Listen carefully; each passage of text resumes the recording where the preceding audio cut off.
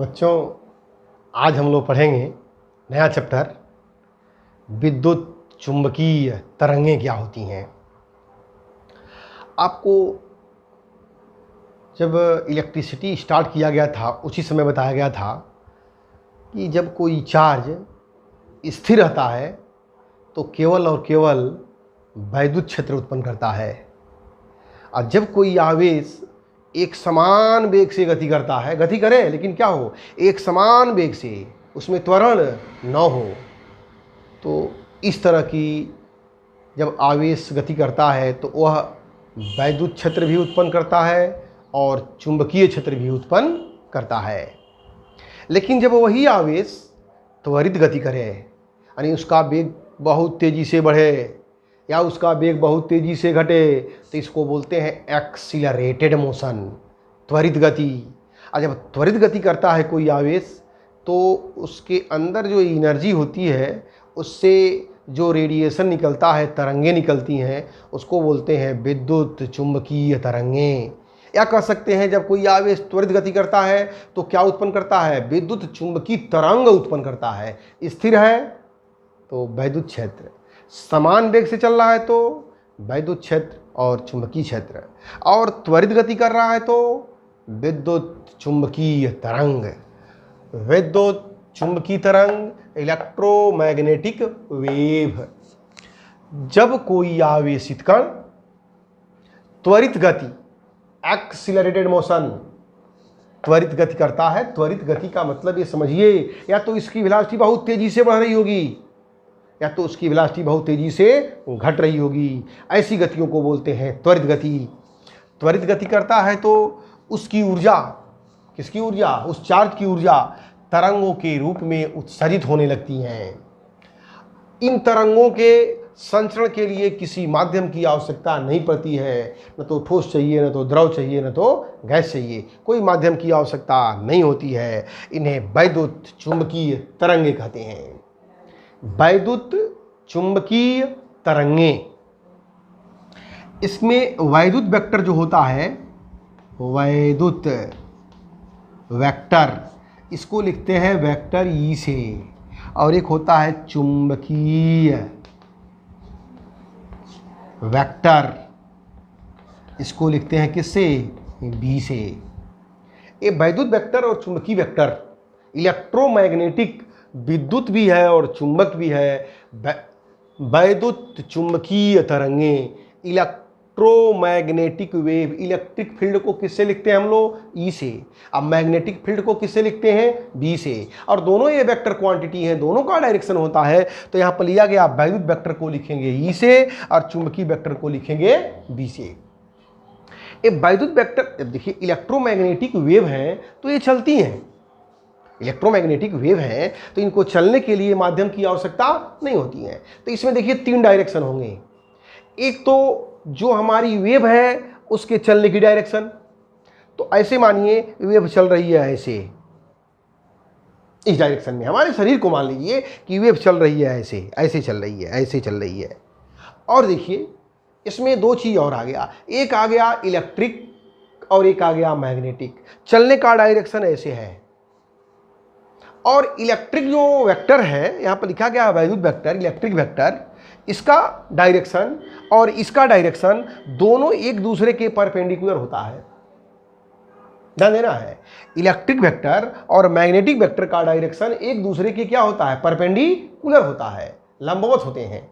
और ये दोनों जिस दिशा में तरंग चलती है उसके दिशा के भी लंबवत होते हैं। बात बिगड़ गई, फिर समझिए। तीन डायरेक्शन हुआ, एक हमने कहा कि तरंग चल रही है ऐसे, इस डायरेक्शन में चल रही है ऐसे, या ऐसे आ रही है, चल रही है। अब इसको मान लीजिए ऐसे हमारा हाथ है, इसको हम मान लेते हैं ऐसे इलेक्ट्रिक वेक्टर, या मैग्नेटिक वेक्टर मानिए, मैग्नेटिक वेक्टर क्या माना हमने, बी, और हाथ को हमने ऊपर कर दिया, ये हो गया हमारा इलेक्ट्रिक वेक्टर, और हम चल ऐसे रहे हैं, ऐसे रहे चल। अब ध्यान दीजिए, जब इलेक्ट्रिक फील्ड, इलेक्ट्रोमैग्नेटिक वेव चलती है तो ऐसे चलती है, देखिए एक साथ ऐसे आएगी नीचे और एक साथ ऊपर, एक साथ नीचे। नीचे ऊपर का मतलब अभी आपको हम डायरेक्शन से समझाएंगे, और हम चल ऐसे रहे हैं। देखिए तीनों एक दूसरे के क्या हैं, परपेंडिकुलर हैं। ऐसे तीनों एक दूसरे के परपेंडिकुलर हैं। हम चल रहे हैं इस डायरेक्शन में, मैग्नेटिक फील्ड ऐसे मूव कर रही है, इलेक्ट्रिक फील्ड ऐसे मूव कर रही है। तो देखिए तीनों एक दूसरे के क्या हैं, लंबवत हैं। और एक चीज़ और आपको याद रखना है कि ये मैग्नेटिक फील्ड और ये हमारी इलेक्ट्रिक फील्ड दोनों के दोनों एक साथ मैक्सिमम होगी और एक साथ मिनिमम होगी। एक साथ मैक्सिमम, एक साथ मिनिमम, एक साथ मैक्सिमम, एक साथ मिनिमम। इसको एम्पलीट्यूड भी बोलते हैं। ई और बी को ऐसे बोलेंगे मैग्नीट्यूड, और चलेगी ऐसे ऐसे। तो इसको हम दिखा रहे हैं आपको ब्लैक बोर्ड पर कैसे बनाएंगे। तो देखिए यहाँ पे ब्लैक बोर्ड पर कैसे बनाएंगे। ये हमारी जो है वेव है, ये वेव का डायरेक्शन है एक्स एक्सिस। और देखिए यहाँ पे यह है हमारा वाई डायरेक्शन। अब ऐसे चल रहा है हमारा इलेक्ट्रिक,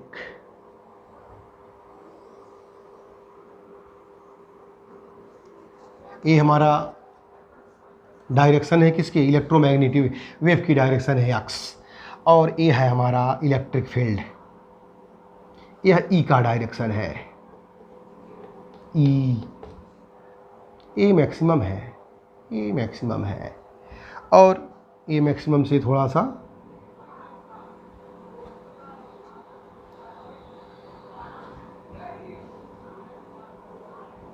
मैग्नीट्यूड धीरे धीरे बढ़ा ऐसे।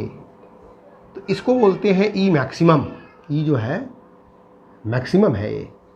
और जो हमारा अब ई हो गया और तरंग के चलने का डायरेक्शन हो गया, अब इसमें हम लाते हैं ऐसे।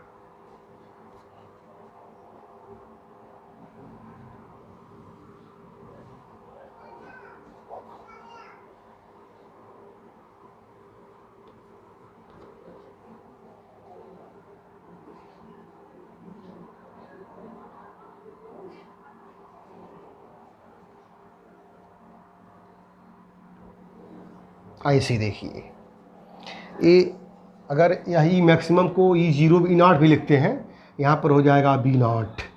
ऐसे मिला दिया हमने।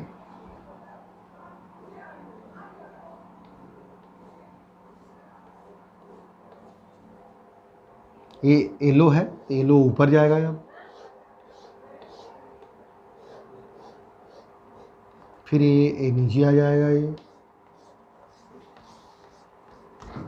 ये रेड कलर से है, ये हमारा इलेक्ट्रिक फील्ड है।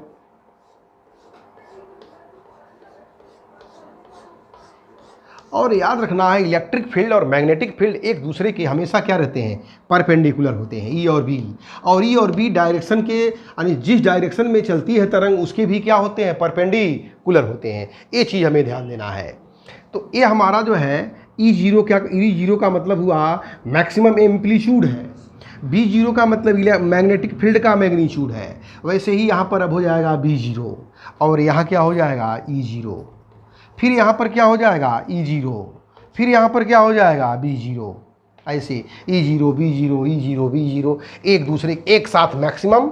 अगर ये ऊपर जा रहा है तो ये ऐसे आ रहा है, ऐसे ऐसे ऐसे ऐसे, और तरंग चल रही है ऐसे। तो ये ध्यान देना है आपको। ये डायग्राम है इलेक्ट्रोमैग्नेटिक वेव का डायग्राम है। अब इसका हम लिखते हैं, इसकी जो इलेक्ट्रिक और मैग्नेटिक जो वेव होती है, इसका समीकरण क्या होता है। तल वैद्युत तरंग का समीकरण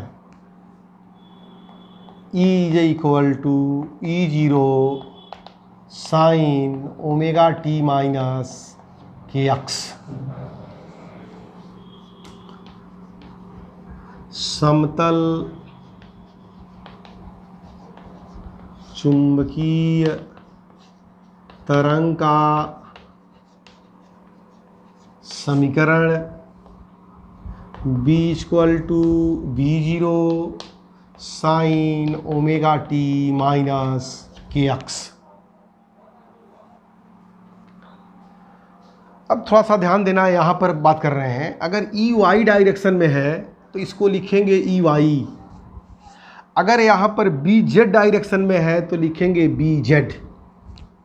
ये लिखने का तरीका है। ई वाई का मतलब यह जो हमारी समतल वैद्युत तरंग है या वाई अक्ष के डायरेक्शन में, अगर क्वेश्चन में दिया रहेगा कि एक्स अक्ष के डायरेक्शन में चल रही है तब लिखेंगे ई एक्स बराबर E0 sign omega T minus kx।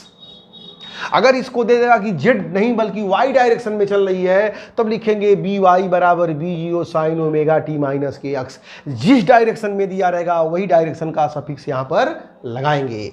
जहाँ ओमेगा बराबर आप जानते हैं, ओमेगा को बोलते हैं एंगुलर वेलोसिटी। ओमेगा = कोणीय वेग, इसको कहते हैं एंगुलर वेलोसिटी।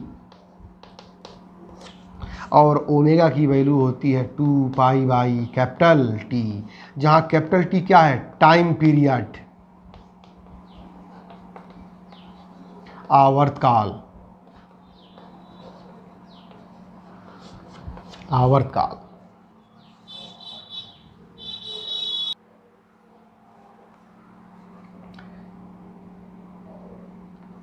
K को बोलते हैं K = तरंग सदिश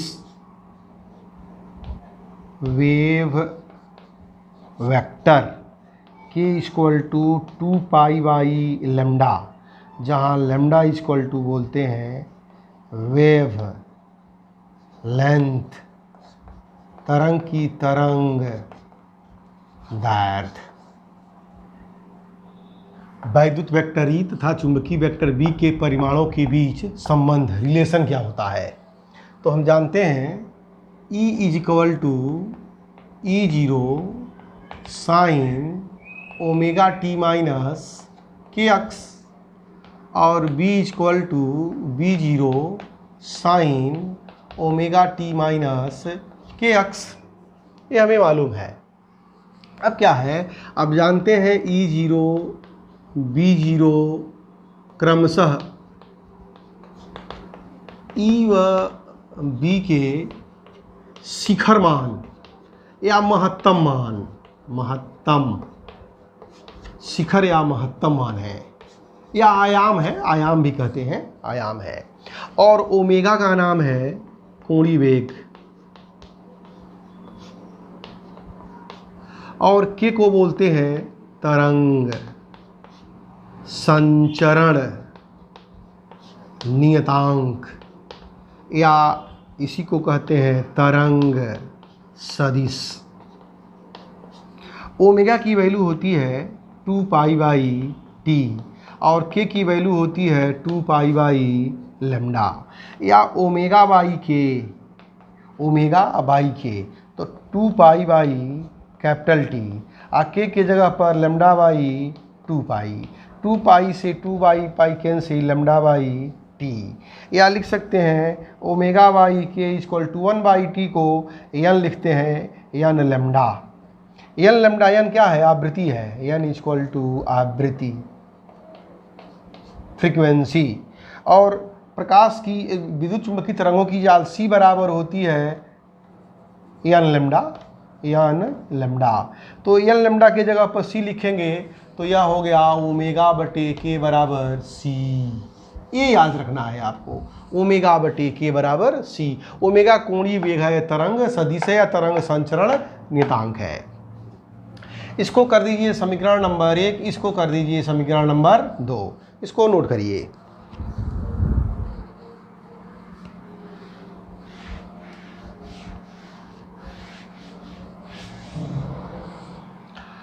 अब इसका निकालते हैं डेल E/डेल x, यानी इसको x के सापेक्ष अवकलन कर दीजिए, केवल x के सापेक्ष, आंशिक अवकलन है x के सापेक्ष। तो डेल E/डेल x बराबर E0 तो कांस्टेंट है, साइन का हो जाएगा cos omega t minus kx omega T constant है 0, माइनस के एक्स का अवकलन करेंगे तो माइनस के, तो माइनस यहाँ कर दे रहे हैं माइनस के, तो यह हो गया माइनस के E0 cos omega T minus के एक्स। यह आ गया del E upon del x. X के सापेक्ष अवकलन, आंशिक अवकलन करने पर इसके टी के सापेक्ष करिए तो del B upon del T equal to B0 cos omega T minus के एक्स, और ओमेगा टी का हो जाएगा ओमेगा, तो यह आ गया del B upon del T बराबर B0 omega cos omega T minus के एक्स। ए del E upon del X और del B upon del T दोनों के दोनों जो है, दोनों की वैल्यू बराबर है, दोनों का बीमा निकालिए, मात्रक बीमा बराबर बराबर आएगी, तो लिख सकते हैं, तो लिख सकते हैं यहाँ पर del E upon del x equal to minus del B upon del t. ये दोनों एक दूसरे के अपोजिट है, एक डायरेक्शन में नहीं है, इसीलिए लगाया गया है निगेटिव।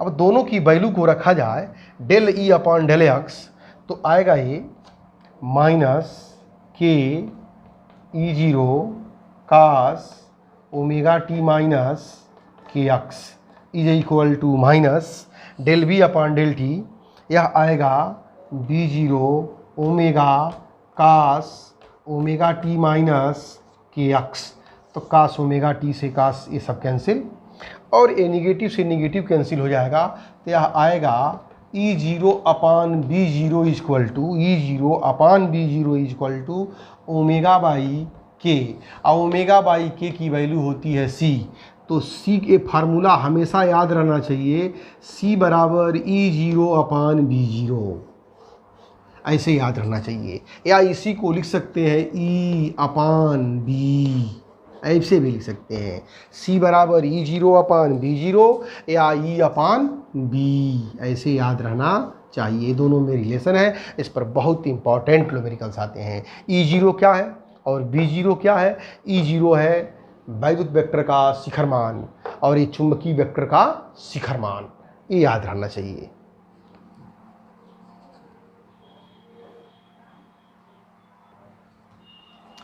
एक न्यूमेरिकल्स दिया है, कोई विद्युत चुंबकीय तरंग है, उसका जो वैद्युत वेक्टर का समीकरण दिया गया है, वैद्युत vector B y equal to 2 into 10⁻⁷ sine 0.5 into 10⁻³ plus 1.5 into 10⁻11 t है।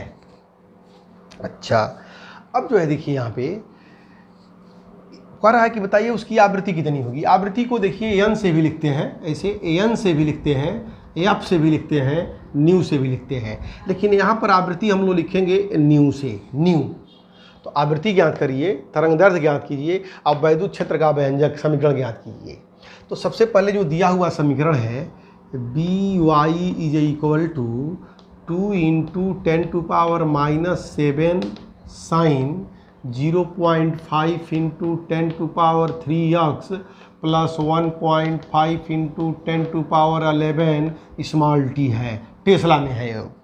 और हम जानते हैं होता है B equal to B0 sine, और ओमेगा टी को बाद में लिख देंगे, यहाँ पर लिख देंगे kx प्लस ओमेगा टी। एक चीज़ ध्यान देना है आपको, अगर तरंग x अक्ष के धन दिशा में चल रही है, धन दिशा में, तब होता है B बराबर B0 sign omega T minus के एक्स। और जब ये प्लस हो जाता है तो इसका मतलब यह x अक्ष के यानी जिस पर चल रही है उसके किस दिशा में चल रही है, ऋण दिशा में चल रही है, ये पॉजिटिव आ गया इसका मतलब। तो आइए देखिए यहाँ पे B0 की वैल्यू क्या होगी, यहाँ से B0 इक्वल टू हो जाएगा 2 इंटू 10⁻⁷ टेस्ला, और k बराबर हो जाएगा k ये इक्वल टू दिया हुआ है 0.5 इंटू 10⁻³ और ओमेगा इक्वल टू हो जाएगा 1.5 इंटू 10⁻11। यह होता है इतना रेडियन पर सेकेंड, यह होता है इतना रेडियन पर मीटर, ऐसे होता है। तो सबसे पहले पूछा है न्यू आवृत्ति, आवृत्ति पूछा है, तो आवृत्ति यहाँ से निकालें। ओमेगा बराबर होता है 2 pi nu, omega equal to 2 pi nu और वैल्यू है 1.5 इंटू 10 टू पावर 11। तो यहाँ से nu equal to 1.5 into 10 to power 11 और नीचे हो जाएगा 2 इंटू पाई, पाई की वैल्यू यहाँ रख देंगे तो आ जाएगा 1.5 into 10 to power 11 by 2 into 22/7, 7 चला जाएगा ऊपर, 1.5 इंटू 7 और 2 इंटू 22, 2 से काट दें अगर इसको तो यह हो जाएगा 0.75 और पुनः 2 से काट दिया जाए इसको तो कितना हो जाएगा, देखिए नीचे 11 और ऊपर 0.3, 2 3 6 1 2 7 0.375 मल्टीप्लाई कर दें अगर इंटू 10 टू पावर क्या होगा 11, मल्टीप्लाई करें तो 7 5 35 और 7 7 49, 49 3 52, 2 और 7 3 21 और 2 23 अब बटे हो जाएगा 11। अगर इसको काट दें इंटू 10 टू पावर 11 तो इसको काट दीजिए, जितना आ जाए ये हो जाएगा इतना हर्ट्ज, इतना हर्ट्ज। अब क्या पूछा है, तरंग दैर्ध्य। तो देखिए यहाँ पर k इक्वल टू आया है, k बराबर होता है k बराबर 2 पाई बाई लेमडा। तो यहाँ से लेमडा इक्वल टू हो जाएगा 2 पाई बाई k, तो lambda equal to 2 pi by k की वैल्यू है 0.5 इंटू 10 टू पावर 3, इसको निकाल लीजिएगा, इतना आ जाएगा ये मीटर, लेमडा निकल जाएगा और ओमेगा यानी न्यू निकल गया। अब पूछा है कि बताइए वैद्युत क्षेत्र का व्यंजक कितना होगा। तो वैद्युत क्षेत्र के व्यंजक को ज्ञात करने के लिए नोट कर लें इसको,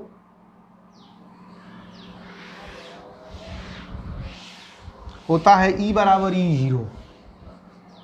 आपको बताया गया है C इक्वल टू होता है E0 अपान B0। तो E0 बराबर C इंटू B0। C की वैल्यू प्रकाश का वेग यानी तरंग संचरण का वेग 3 इंटू 10 टू पावर 8 और B0 की वैल्यू है 2 इंटू 10 टू पावर -7, 3 दूनी 6 गुणे 10 टू पावर 1 यानी यह हो जाएगा 60 वोल्ट प्रति मीटर। इसकी यूनिट होती है न्यूटन पर कूलाम या वोल्ट प्रति मीटर।